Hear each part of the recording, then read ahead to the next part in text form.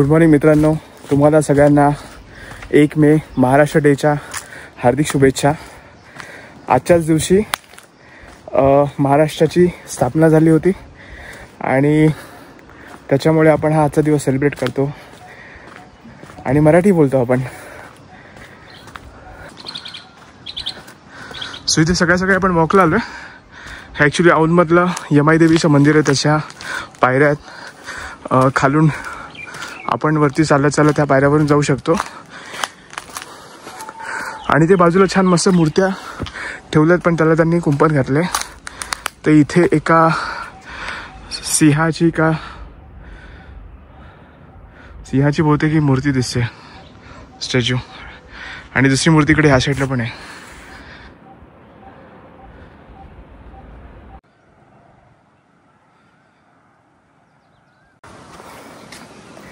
बऱ्यापैकी आपण आता जिने चढून वरती आलो ना, तर आपल्याला इथून एक मस्त औंधचा व्ह्यू मिळतोय। खूप दाट झाडी आहेत आजूबाजूला। बेसिकली जेव्हा इकडे पाऊस पडतो तर पावसामध्ये इथे बघण्यासारखं खूप काही छान हिरवगार असतं मस्तपैकी। आणि इथून आपल्याला बाजूचे सगळे डोंगर, इथे एक विशाळगड म्हणून एक किल्ला आहे, तो पण आपल्याला थोडा वर गेल्यावरती दिसेल आणि इथून आपल्याला सगळ्या बाजूचा हा परिसर बघायला मिळतो उंचावरून। आपण आता इथून खालतून चालत आलो, पण मला माहिती नाही की आपण एक्झॅक्टली किती पायऱ्या आपण चढलो वरती। आणि परत इथे पण या साईडला आपल्याला 2 स्टॅच्यूज बघायला मिळतात। आता हा तर खरं सिंहाचा स्टॅच्यू आहे, तो खालचा कुठला होता माहिती नाही, पण हा सिंहाचा स्टॅच्यू इथे आपल्याला दिसतोय। एक लायन आहे आणि एक लायनेस आहे इथे, एक सिंह आहे आणि ही सिंहीण आहे। आणि इथून आपल्याला पूर्ण सराउंडिंग दिसतंय, छोटे छोटे शेत आहेत, खालती काही घरं दिसत आहेत, डोंगर आहेत। आता खालून चढत आल्यावरती आता हा एक सरळ स्लोप आहे, रस्ता आहे, त्याच्यामध्ये एका साईडला आपल्याला खूप मस्त व्ह्यू बघायला मिळतोय आणि दुसऱ्या बाजूला झाडी आहेत। गावाकडे ॲक्च्युली येऊन तुम्ही जर सकाळचा टाइम जर असं स्पेंड करता ना, तर खूप एक मस्त आहे हेल्थसाठी। म्हणजे तुम्ही सकाळची जी फ्रेश एअर असते ती घेताय, वातावरण खूप थंड असतं, चांगलं असतं, जास्त गरम होत नाही बेसिकली 8-9च्या आधी, आणि एक खूप छान असं मन प्रसन्न राहतं, दिवसभर ॲक्टिव्ह राहते पूर्ण हेल्थ आपली।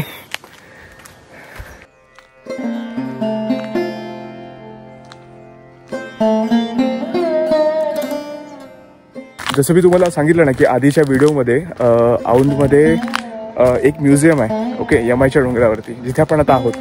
आणि आपल्या पाठीमागे हा जो सगळा परिसर दिसतोय, बिल्डिंग दिसतात, ते सगळे यमाईचे म्युझियमचा परिसर आहे। आणि माहिती नाही म्युझियम चालू आहे की नाही ते, पण तुम्ही जर कधी औंधमध्ये आलात ना, तर हे म्युझियम तुम्ही नक्की बघा। इथे खूप अशा युनिक गोष्टी ठेवल्यात बघण्यासाठी, ज्या आपण युजली म्युझियममध्ये बघतो, पण ते जर स्पेशली ह्यांचे जे पेंटिंग्स आहेत, हँड पेंटिंग्स आहेत किंवा काही गोष्टी आहेत, मूर्ती आहेत खूप छान छान, त्याचं खूप मस्त कलेक्शन इकडे आहे। तर आपल्याला पण जर कधी वेळ मिळाला तर आपण परत येऊ आणि मी तुम्हाला व्हिडिओच्या माध्यमातून ते दाखवण्याचा प्रयत्न करेन।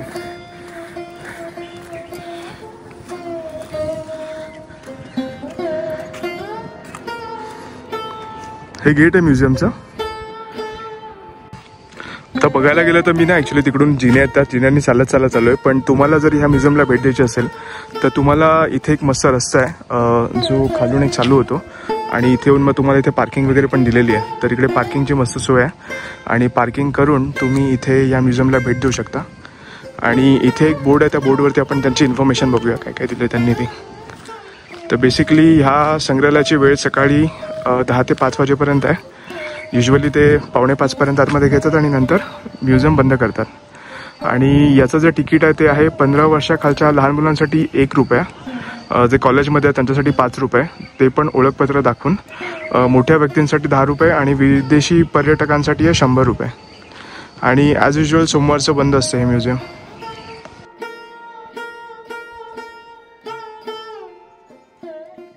इथून या डोंगरावरून आहेत ना, तुम्हाला समोरचे काही डोंगर बघायला मिळतील। त्या डोंगरावरती खूप साऱ्या पवनचक्क्या इन्स्टॉल केलेल्या आहेत आणि त्याचा बेसिकली यूज होतो आपल्या वीज निर्मितीसाठी। बऱ्याचशा काही कंपन्या आहेत, त्या कंपन्या ह्या विंडमिल्सच्या थ्रू वीज जनरेट करतात आणि ती प्रोव्हाइड करतात आपल्या महाराष्ट्र स्टेट बोर्डला।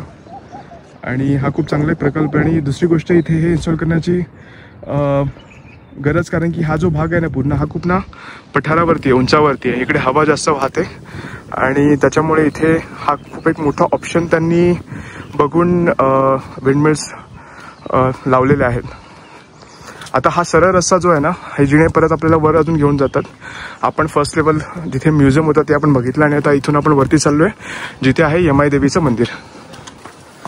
आता आपण अजून एक लेवल वर चढून थोडं उंचावरती आलोय आणि इथे आपल्याला परत 2 मूर्त्या दिसतात. मी तुम्हाला त्या मूर्त्या दाखवतो. तर इथे माझ्या पाठीमागे एक मूर्ती आहे, ज्यांच्या मला वाटतं नारद मुनीची मूर्ती आहे, नारद मुनीच्या आहेत. त्यांच्या हातामध्ये एक इन्स्ट्रुमेंट आहे आणि एक्झॅक्टली या समोर, या मूर्तीच्या समोर दुसरी एक मूर्ती आहे. तर मला माहिती नाही एक्झॅक्टली काय मूर्ती आहे, पण त्यांचा चेहरा हा असा आहे थोडा आणि त्यांच्या हातामध्ये परत एक इन्स्ट्रुमेंट आहे.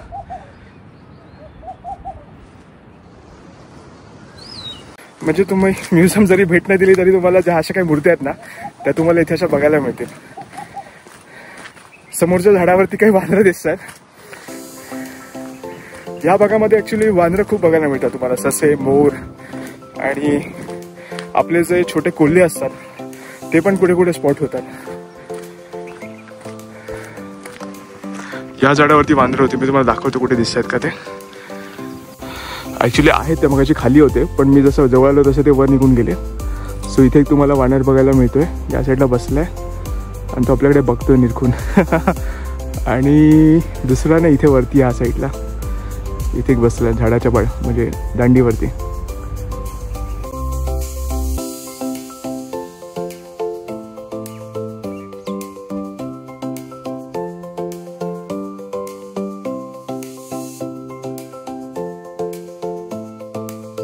थोडं वर चालून आल्यावरती ना आपल्याला मध्ये ते हा रस्ता दिसेल. तर हा रस्ता बेसिकली आपल्या ज्या गाड्या आहेत ना त्यावरती यमाईपर्यंत जातात. तर तुम्हाला इथे ते यमाई देवीचं मंदिर दिसेल, त्याचा कळस दिसतो आपल्याला आणि हे जिने चढून आपण वर जाऊ शकतो. दुसरं ऑप्शन आहे, तुम्ही वॉक करत तिथून या रस्त्यावरून पण जाऊ शकता. जसे समोरून जे काही लोक येतात ना तर तुम्ही असं वॉक करून पण जाऊ शकता किंवा तुम्ही जिने चढून पण जाऊ शकता. दोन्ही ऑप्शन्स आहेत. आपण ॲक्च्युली वॉक करतच जाऊया, म्हणजे थोडीशी आपली एक्सरसाइज पण होईल. आता इथे आलो तेवढं. इथे झाडांचं चांगलं संवर्धन केलं जातं. इथे तुम्ही बघाल नाही ते काही काही झाडं लावलेत आणि त्याला मे बी वांदरापासून वाचवण्यासाठी किंवा काही अशा त्यांनी ग्रीन कलरचा तो कपडा लावलाय आणि पण घातलाय त्याला, जेणेकरून ते हवेनी वगैरे पण असं खाली कोलमडणार नाही आणि त्याची वाढ लवकर चांगली होईल. जी खरंच आजकाल खूप गरज आहे झाडांची. म्हणजे झाडं तुम्ही जेवढे जास्त लावाल ना तेवढं कसं की तुमचं ते जे खालची माती असते डोंगरावरची ती धरून ठेवते. हे खाली सगळं आपल्याला औंधशहर दिसतंय, औंधगाव. आणि आपण आता एवढे सगळे जिनेवर चढून आलोय आणि इथे आपण जरा एका झाडाच्या खाली थांबलोय. हो, किती मोठं झाड आहे बघा. तुम्ही गेस करू शकता किती जुनं असू शकतं हे. आणि इथूनच थोडं वर गेल्यावरती आपल्याला मंदिराचा कळस पण दिसतोय.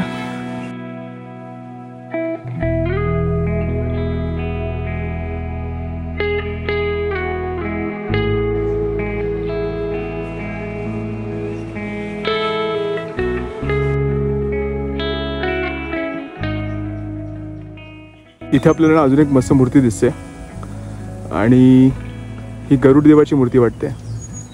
आणि ह्याच्या एक्झॅक्टली समोर आपल्याला बघायला मिळतोय हनुमानाची मूर्ती, गदाधारी हनुमान.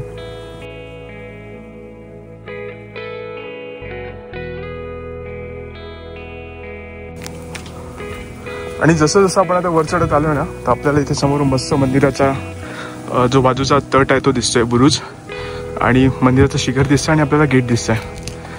सो इथे बेसिकली 2 गेट्स आहेत. हा गेट आहे आणि पलीकडच्या साईडला जिथे आपण जेव्हा गाड्या घेऊन येतो तर त्या गाड्या बेसिकली तिकडे लागतात आणि तिकडचा तो गेट आहे तो वेगळा आहे थोडा.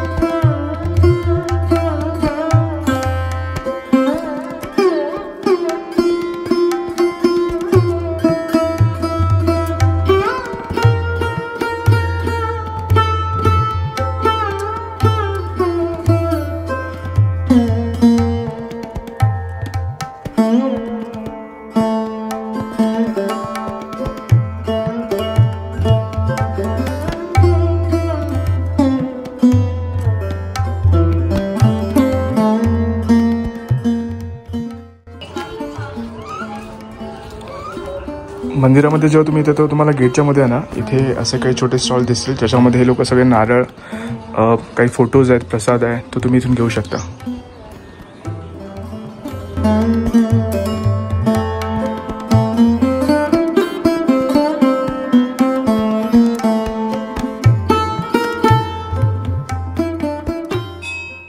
इथून आपल्याला मस्तपैकी आहे ना इकडच्या खालच्या गावांचा त्यांच्या शेतांचा सगळा नजारा बघायला मिळतोय.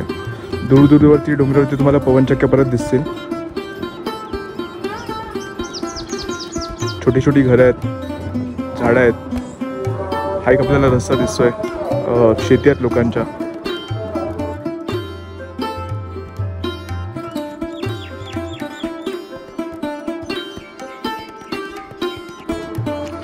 सो आपण आता देवीला इथूनच पाय पडून इथून आपण परत आपला खालचा जो प्रवास आहे तो आपण चालू करूया.